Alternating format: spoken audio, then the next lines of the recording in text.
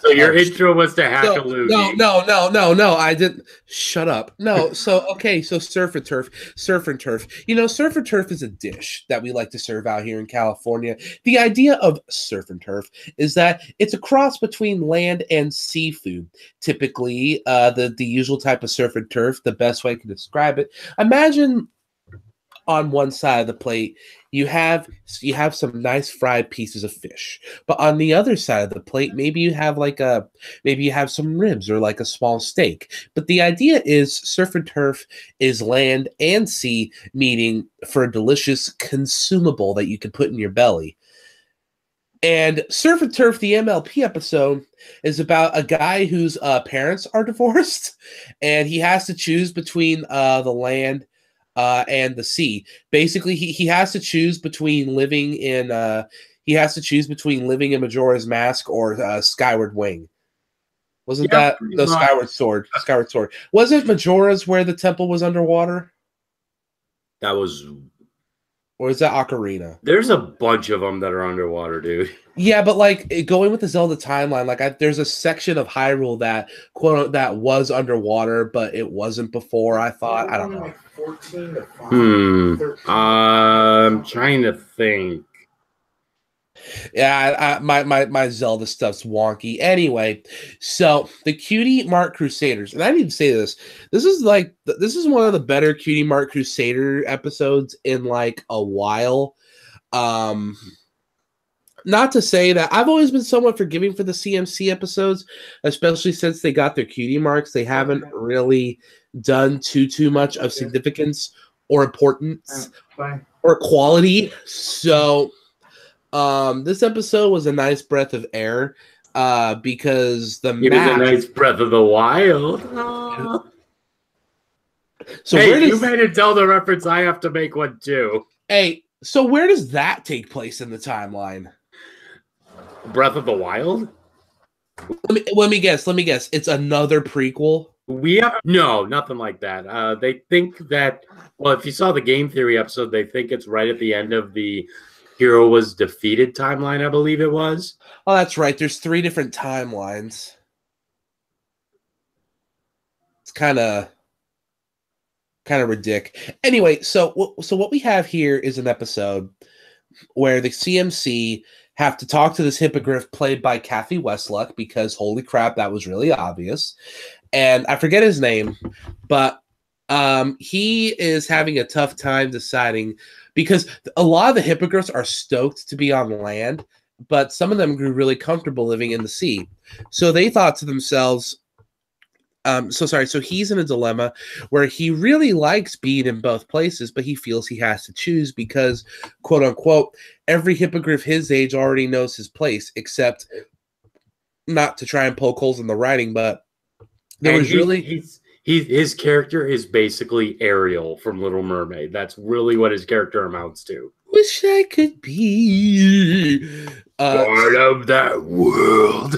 So they so what happens is wish I could explode and die. Oh my god, that was so funny. Yeah, on our last video, I had a meme for like 20 minutes. So it's a really interesting episode because oh, and by the way, we watched this episode without the music. And we just had the voices of the Foley artist. Because we had to pull double duty because we weren't able to meet earlier in the week for Granny's Gone Wild. So what happened was John was like, bro, you want to just like be spontaneous and like sexy and like do the episodes now at like, for me, it was like 10 in the morning ish. And I'm like, yeah, dude, that sounds fun. Or rather, that sounds efficient. But we hadn't watched the new episode yet.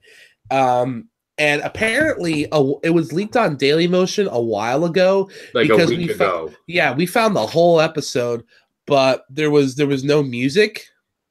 Well, there was like the percussion-y bits when they hit the drums, and they had the song, but there was no music. There was no music. They had the theme song, but there was no music and very minimal sound effects. It was like I was watching some indie or Japanese independent art film. This isn't what's that new movie that just came out with the dogs on that trash continent or whatever? Oh, yeah. It's made by the guy that made Fantastic, Mr. Fox. Mm-hmm. It's like Island of Dogs? Isle of Dogs, yeah. Yeah. So it was like watching one of those films where it's very surreal and very weird at the same time. And, you can't look away. Yeah, and I have to give the show credit because the music is of course a core factor of the show, but like I was still able to be still pretty engrossed in the episode even without the soundtrack.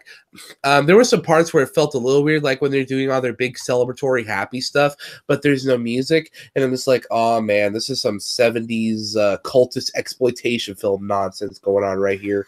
So the next thing, so the general idea is he needs to choose between Sea Pony Kingdom, Seaquestria, or Airquestria, where the hippogriffs live.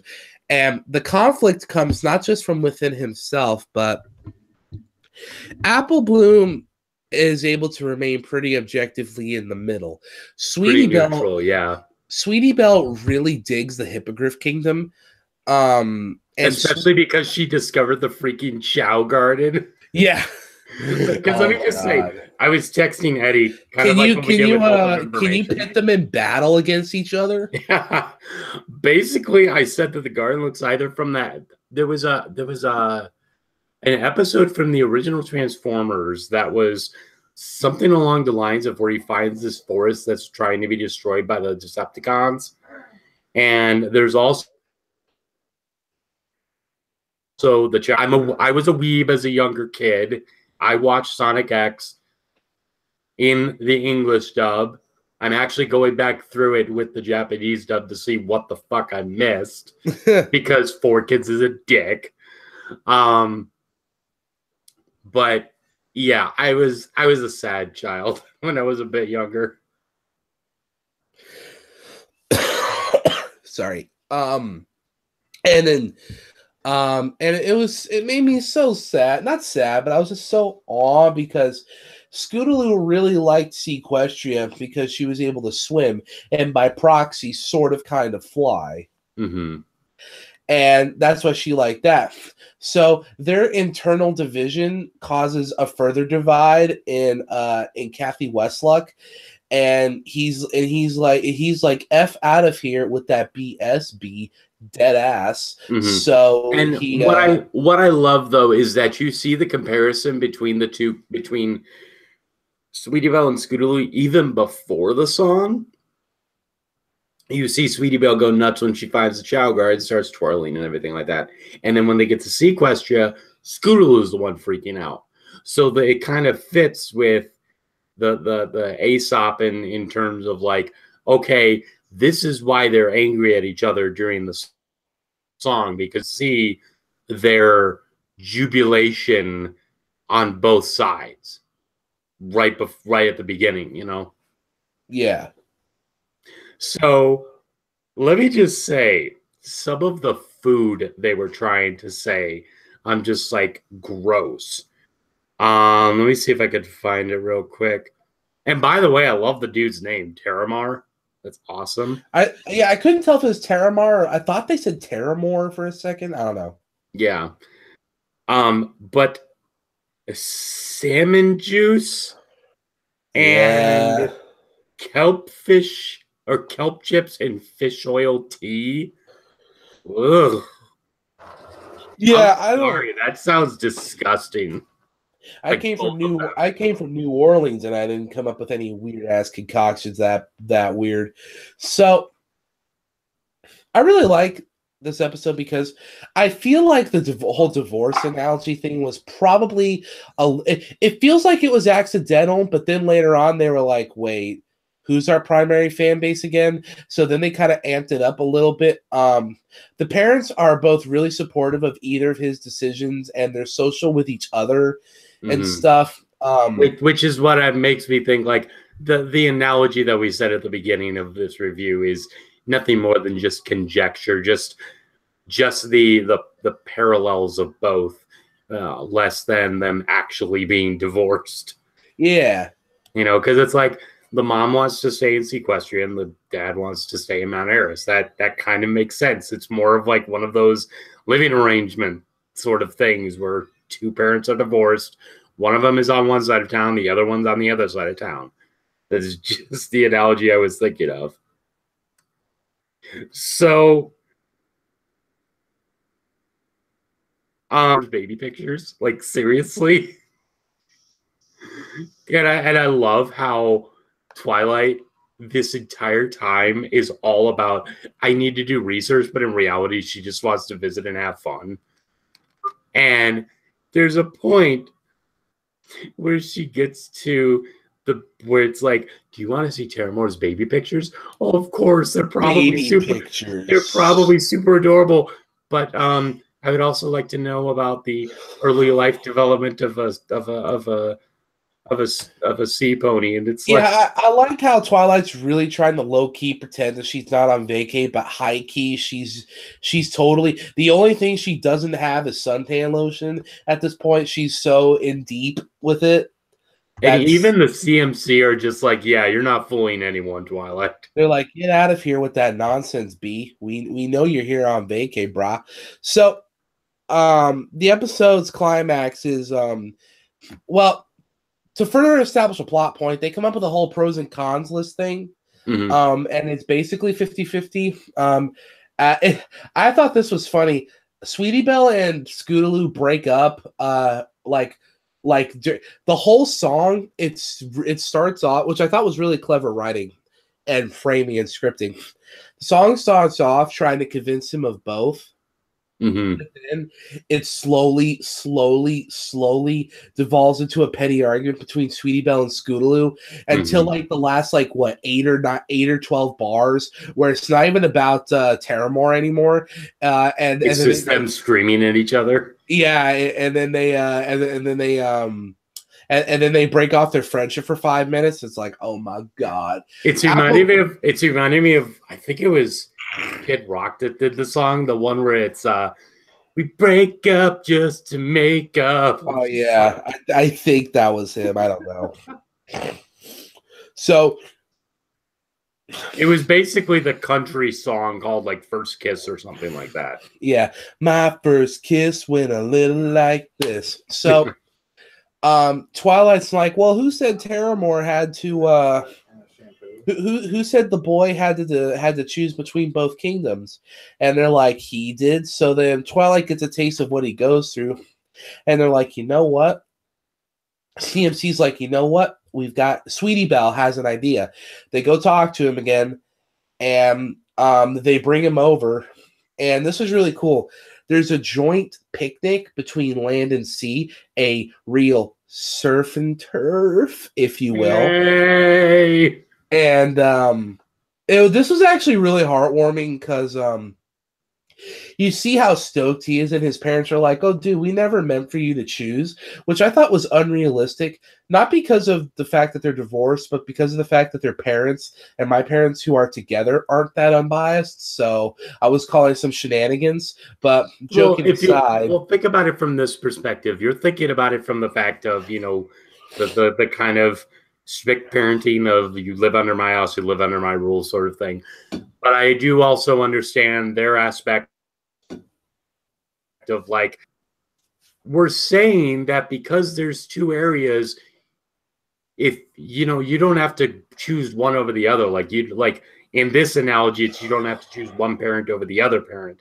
You can kind of be fine with just both, which also plays into the quote unquote divorce analogy sort of thing.